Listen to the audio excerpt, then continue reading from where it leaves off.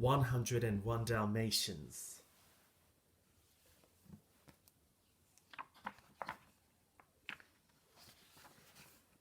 My story begins in London, where I live with my pet Roger Radcliffe. Roger was a songwriter, and we lived in a bachelor flat near Regent's Park. My name is Pongo. I'm the one with the spots looking out the window.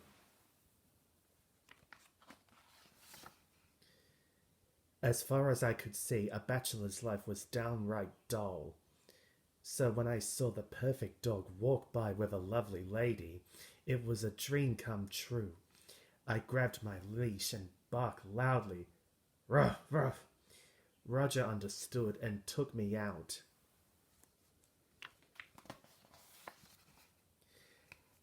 As I pulled Roger along, he asked me, Pongo, old boy, what's the hurry? Then I spotted the lovely Dalmatian and her pet. I slowed down as we walked by, hoping we'd catch their eye. But when I looked back, they were starting to leave. Thinking fast, I wrapped up Roger and the lovely lady in my lead.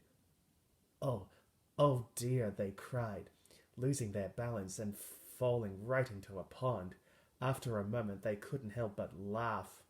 My plan had worked. Not long after that, Anita and Roger were married, and I took Perdita to be my bride. For the first 6 months, we lived in a small house near the park. It was perfect for two couples just starting out. We even had a wonderful housekeeper called Nanny. I thought that we couldn't be any happier, but Perdita had the best news yet. Oh, Pongo, we're going to have puppies, she announced happily one day. One day, an old classmate of Anita's, Cruella DeVille, stopped by. Darling, she asked Anita, where are the little brutes, puppies? They won't be here for at least 3 weeks, replied Anita anxiously. Let me know when the Dalmatians arrive. Don't forget, Cruella demanded. On a stormy night 3 weeks later, Nanny cheered. The puppies are here, all 15 of them. Then thunder cracked and Cruella swooped into the room. I'm here for the puppies. I'll buy them all. Cruella sneered. She started to write a check, spluttering ink everywhere. We're not selling the puppies, and that's final, shouted Roger. Cruella stormed out. Purdy, don't worry. We're keeping the puppies, I whispered. Every last one of them. Perdita sighed happily, and we went to sleep.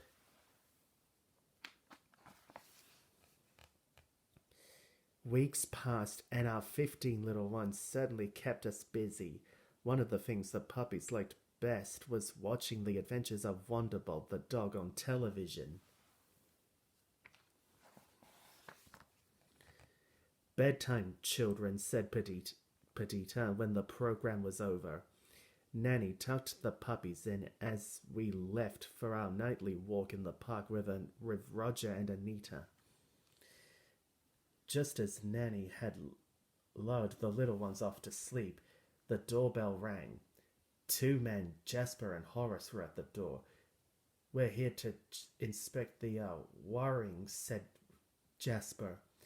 Then the 2 pushed their way into the house. You're not coming in here, shouted Nanny. I'll call the police. But before she could do anything, they locked her in her room. When Nanny finally escaped, she made a terrible discovery. The puppy basket was empty. I knew that Cruella must have chuckled when she read the morning's newspaper headline, 15 puppies stolen, pets flee. Her plan had worked. That evening in the park, I said to Perdita, it's up to us to find the puppies. We decided to use the twilight bark, an old dog alert, I barked as loudly as I could. The news travelled quickly out to the country, where a bloodhound named Towser heard the shocking story. Ruff, ruff, he barked, trying to reach the colonel, an English sheepdog that lived nearby. Towser's message reached the colonel and his friends. Then Sergeant Tibbs, the cat, said, I heard Puppies barking at the old DeVille place 2 nights ago. The friends decided to investigate the mansion. Sergeant Tibbs snuck through a hole in the wall and found a room overflowing with Dalmatian puppies. The 15 missing puppies were there, but they weren't alone. Jasper and Horace had brought a total of 99 puppies to the house. Sergeant Tibbs hid when he heard Cruella arrived. She screamed at Jasper and Horace. I don't care how you killed the spotted beasties. I want my coats tonight. Then she stormed out to her car and sped away. Sergeant Tibbs couldn't believe his ears. Cruella wanted the puppies for fur coats. There was no time to lose. He quickly helped the puppies to escape from the room through the hole in the wall. Suddenly, Horace and Jasper noticed that the puppies were missing. Follow me, cried Sergeant Tibbs, hiding the puppies beneath the staircase. Horace and Jasper ran after them, calling, Here, puppies! Here, puppies!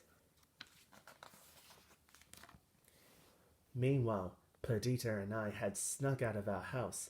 Thanks to the dogs in London, we heard what had happened and began our journey to the DeVille mansion. When we arrived at last, we found the colonel standing in front of the gate. Follow me, he said, heading to the house. I'm afraid there's trouble.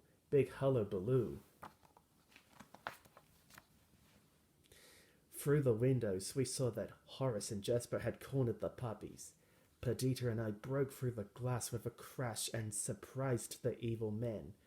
Those dog-nappers were no match for us. We gathered the puppies and escaped from the mansion to a nearby barn, but we didn't realize that Jasper and Horace were hot on our trail. In the barn, we counted up all the puppies. There were 99. Without hesitating, I said, We'll take them all home with us, every last one of them. Suddenly, we heard a van screech outside. It was Horace and Jasper.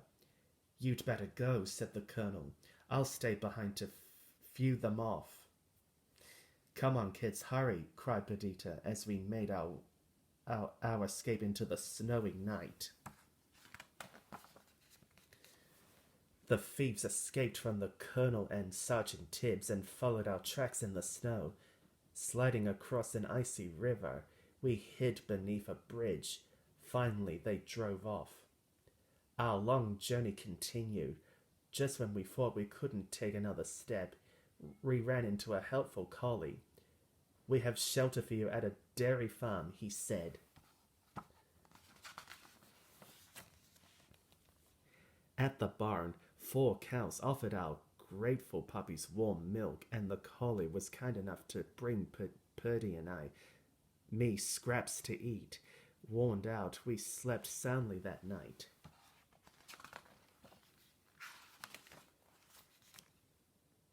In the morning, we rounded up our puppies and headed for Dinsford, where a Labrador was waiting to help us. As we ducked beneath a fence and crossed a road, I heard a car horn honking in the distance. Hurry, kids, hurry, I said, shooing them along. Cruella's car came roaring up the road. She screeched to a halt near our tracks in the snow. Jasper and Horace pulled up next to her in their van. Cruella cried, Their tracks are heading for the village. I'll take the main road. You check the side roads. At Dinsford, the Black Labrador announced that he had found us a ride to London. While we waited in a blacksmith shop, I came up with a clever disguise to fool Cruella. Come on, kids, I ordered them. Roll in the ashes. Soon we all looked like black Labradors. When our ride was ready, we began leading the disguised puppies out to the truck. Cruella and her henchmen didn't even glance our way. But as we were helping the last little ones onto the truck, some melted snow fell on one of the pups. His spotted coat was revealed. Cruella yelled, "There they go!" Our truck sped off and Cruella raced after us, smashing into us at every turn. She was trying to force us off the cliff. Then Jasper and Horace's van came speeding towards us from the other direction. Our driver quickly swerved out of the way, and Cruella's car crashed into Jasper and Horace and Jasper's van. The three villains tumbled down the cliff and into a snowbank. At long last, we made it back to London. Roger and Anita hugged and cleaned us as we walked through the door. We were so happy to be together again. As Nanny cleaned off our puppies, she giggled. "Oh, they're all here, the little dears." That was when she noticed there were many, many more of us.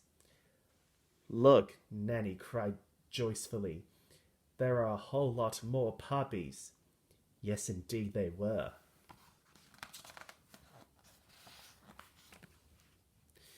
When they had finished counting us, Roger said in amazement, "They are 101 Dalmatians. Let's buy a big place in the country and have a Dalmatian plantation." The end.